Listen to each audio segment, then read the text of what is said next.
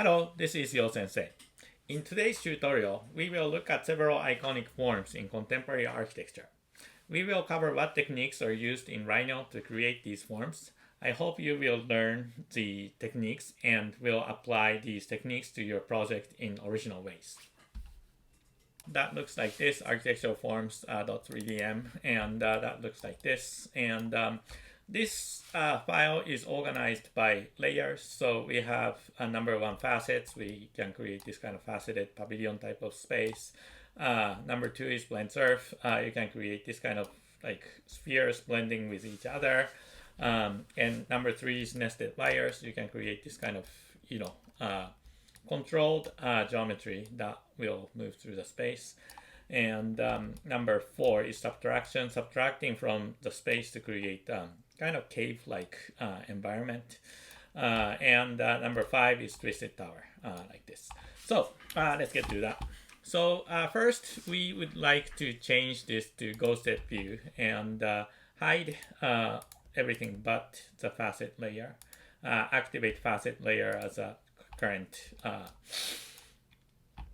layer. So we have something like this. So the way we would like to create these is that we can create kind of a boxy shape. So what you can do is to create this kind of 3D box, and you can just copy these in different ways.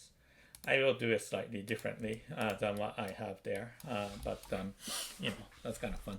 So then what you can do is to extract, let's turn history off for now. Extract the edges of this surface by running dupe edge command, dupe edge.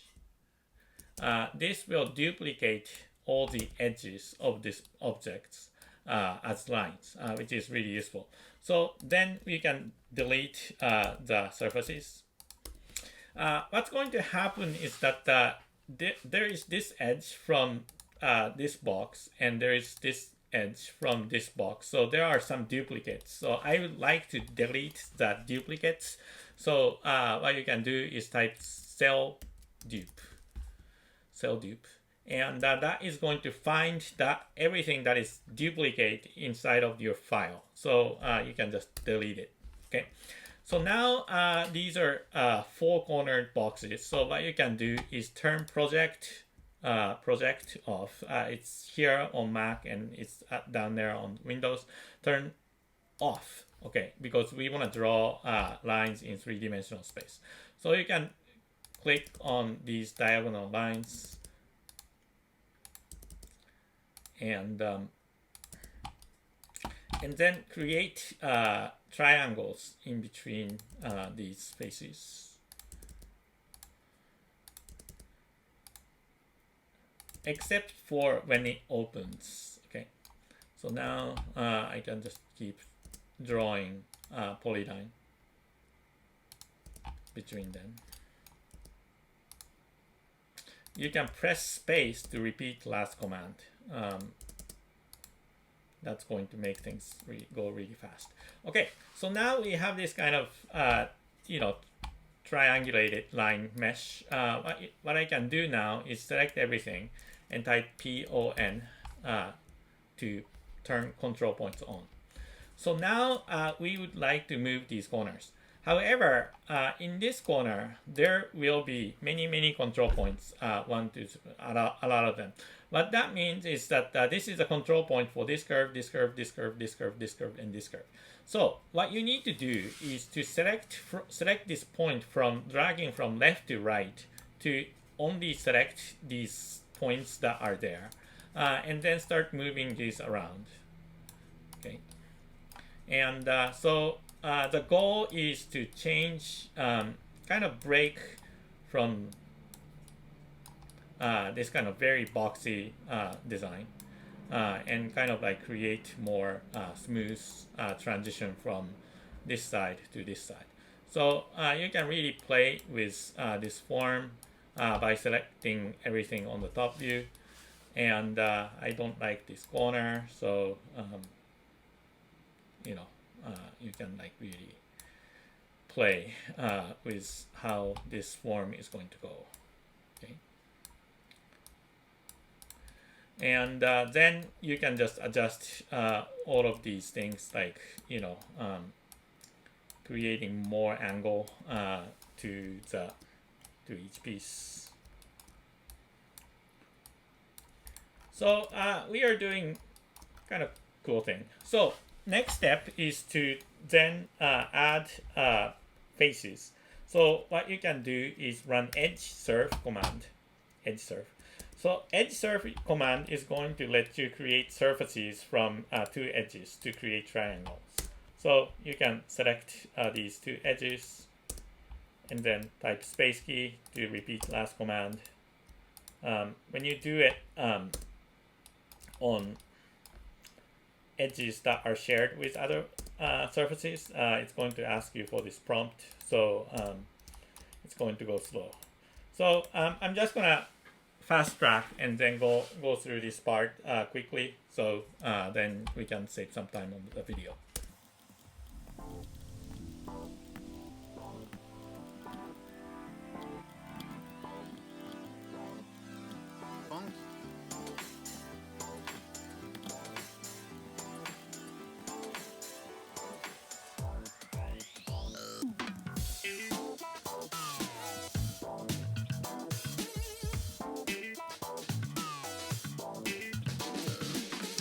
So I made the floor to be straight. I mean quad faces. I didn't do triangle face. So I can just select one curve on one edge and the other curve on the other edge and just loft. Okay.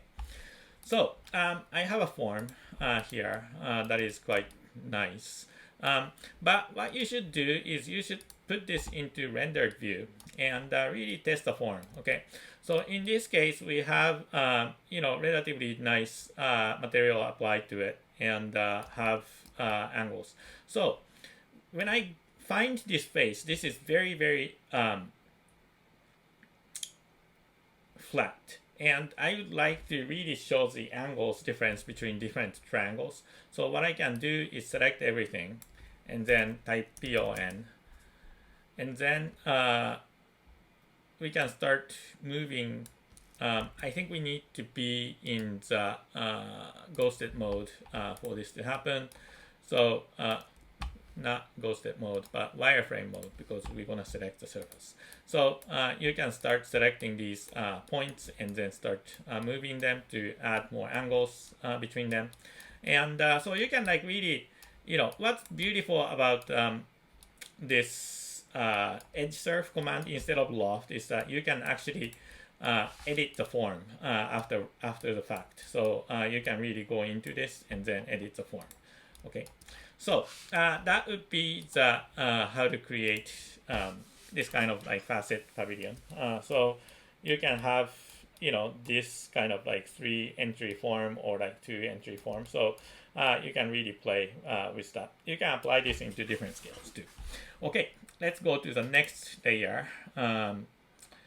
And next layer is this kind of form. That is forms are kind of blending into each other, which is quite nice. So let's try to do that. So what I'm going to do is I am going to create a sphere like this, and then just copy this sphere a few times. And then you can scale the sphere by holding shift and dragging the scale handle on the gumball. And you can maybe make this one big, and you can then make this one smaller.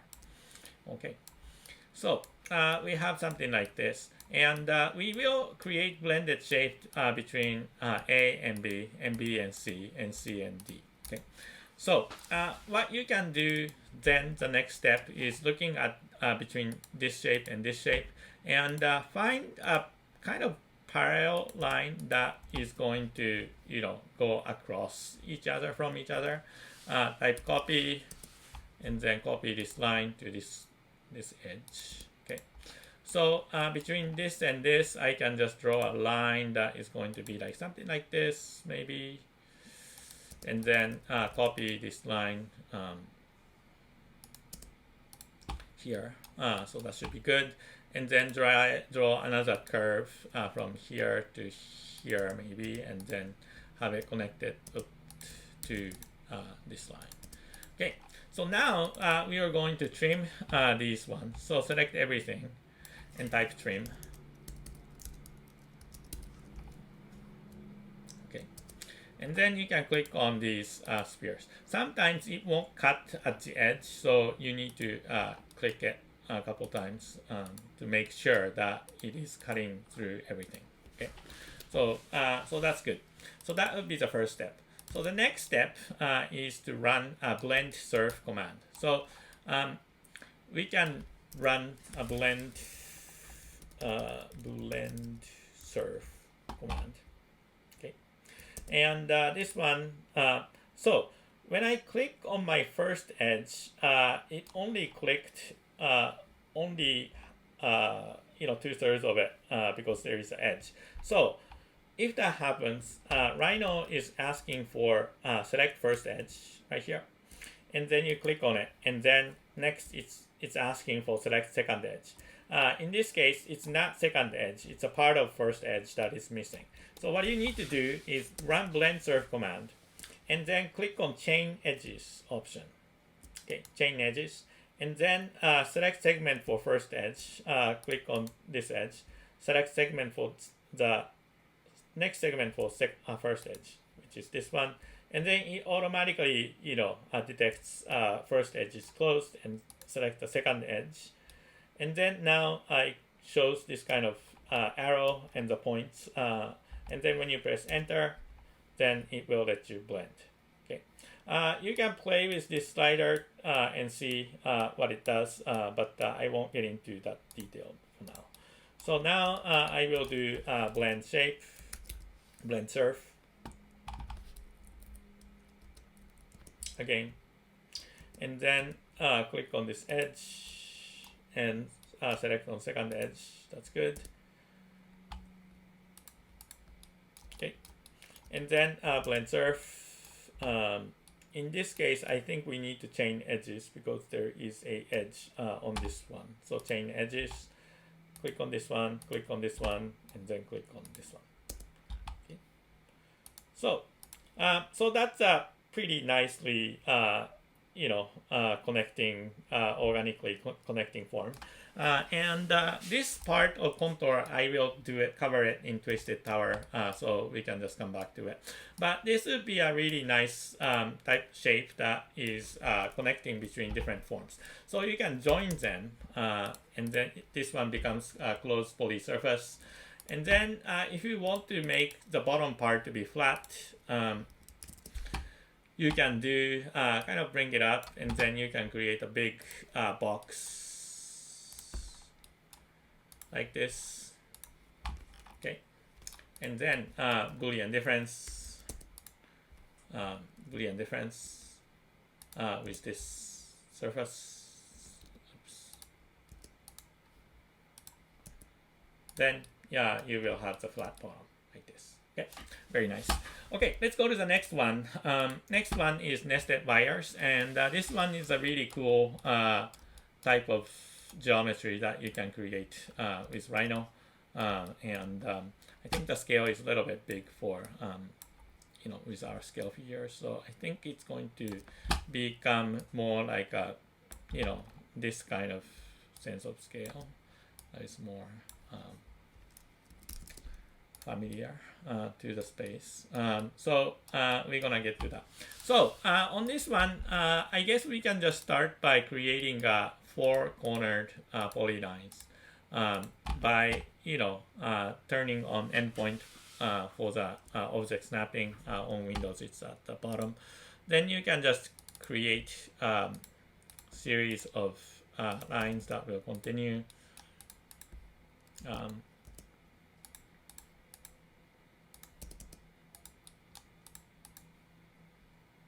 Okay, so now we are going to run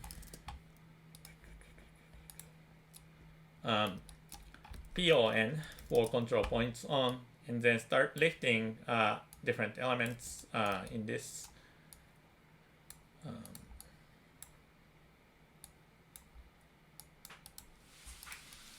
Okay, and then you can start adjusting the scale of this And then maybe there is some kind of twist that will happen around this torso. You know, yeah. So if you create like interesting type of, you know, twisting, this will respond to it in a really nice way. So let's keep, you know, doing something fun. Okay, so that would be good, right? So now what we want to do is first explode these lines into every single segment, okay? And then now I am going to select these lines that are in the middle and run divide command. And then let's try 8 segments, divide, and 8 segments. So now we have all these points. So what you can do is you can click turn off project, and then click turn on point, and then you can click through the points to create this kind of, you know, in between wires.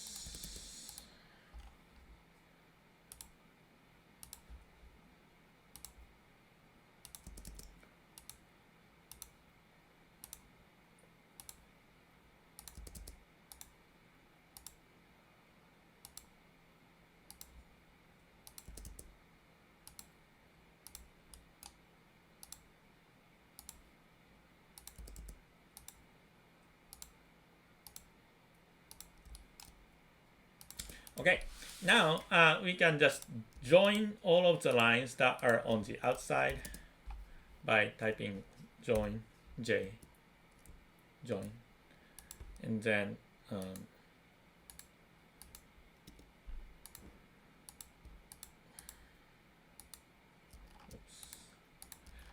join these curves. Okay, so now we can just select these lines that are in the middle and pipe at radius to be like 0.5 inch. 0.5 inch. And then main structure to be maybe 1.5 inches.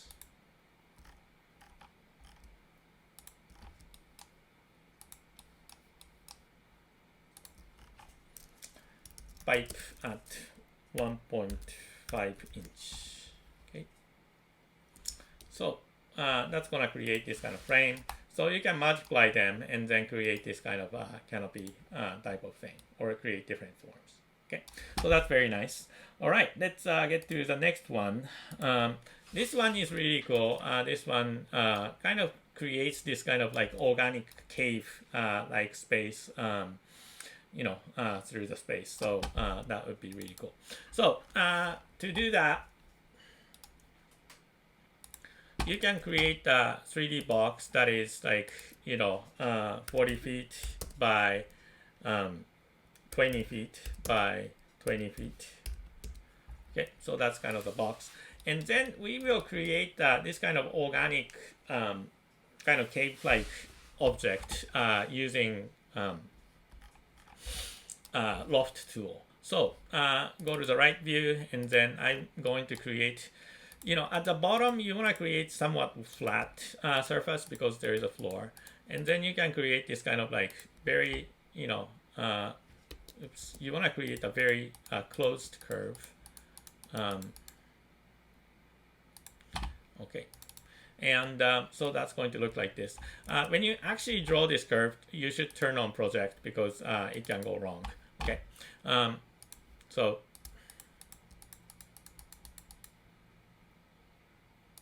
okay, close curve. Okay, so you can create like several of these curves that are, you know, that has some character. You should make it relatively flat at the bottom.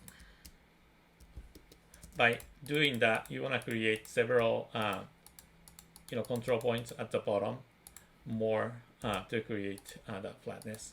Okay, so I have these three curves. Okay, and so what I want to do is to look at these lines and then kind of like put them in some kind of order. Okay, so it's going to kind of look like that. Maybe I'm going to get the second one to be shorter and then, you know, kind of taper out this way. So this is a basic kind of configuration of it. So I'm just going to copy these three lines and then use it later for different caves. So 4 times. And then I'm just going to loft these three. And then when it comes to seam, you have to move the seam corner point by clicking on the point and moving it, and then make sure they are going into the same direction. So it's going to the left direction, which is good. So that will create this kind of loft. But before doing that, in this case, we want to keep adjusting the form. So you can turn on history and loft. Okay. Okay, so that's good. So now if you actually move the resulting the surface, it's going to break the history. So what you need to do is select everything and click Control click or Command click to just select the previous node, which is a curve. Okay, so now I have this kind of cave type of shape in my model, and then I am going to just move it out around this kind of wave. So this will be my first tunnel through the space. Make sure that I am not cutting through the floor by moving this up a little bit. Yeah. So that's pretty good. So I am going to click on this object and type cap. And then make a closed object. You can check it on your property, closed poly, solid poly surface, and then run Boolean difference. Okay, Boolean difference only works between closed and closed objects, so you really have to have them. So first cave is really cool. So we keep repeating this process. Loft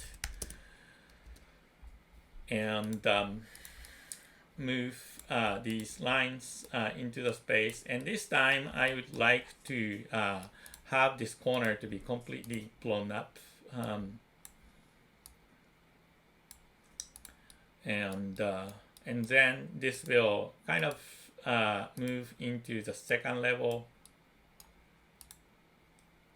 and then it will create kind of a second level space.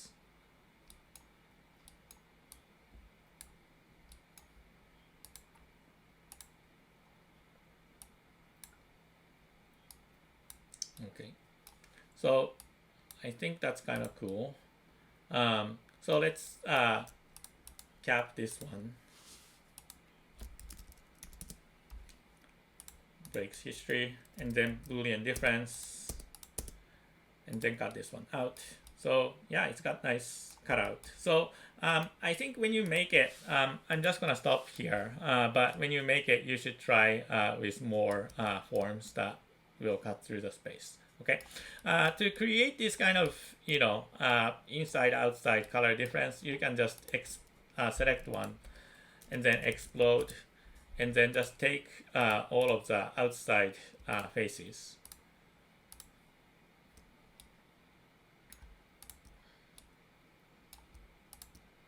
and group them, and then apply different materials. So you can should be opaque. So you can apply different material from inside and outside. Okay. So the last one that I would like to cover here is this kind of twisting tower, which is really nice. So let's get to that. So first, what we would like to do is to be on the top view and draw, like, you know, 100 feet by 100 feet box. Okay, so something like that. And then one story of the tower is about 10 feet, so I want to make it 40 stories. So I'm just going to copy this one at 400 feet. Okay. So this distance is 400 feet. I want to have another curve in between, so I have these three curves. So now what I can do is to start just loft between these three curves with history on, and that will give me this. So now what I'm going to do is to adjust the form by selecting the curve in between, and then start kind of like, scaling, and then scaling them in different ways. Very cool. And then you can select this one and then rotate, and then select this one and rotate more. Yeah. So that's going to give you this kind of simple, beautiful, smooth curve. So now what we can do is go into your front view and run contour command. Contour. Okay. And what this one is going to do is it's going to create lines and project them on the object. So you can start from the bottom, go straight up, and then the floor distance should be 10 feet. So you can just type 10 feet, and then enter. And then it's going to create these lines on them. Okay. So you can have it selected, or sometimes people just click away. So now you can go into this old one and hide. And then you can just select these curves and then extrude curve. I think we had our middle one that was construction curve, so we can delete it. Okay.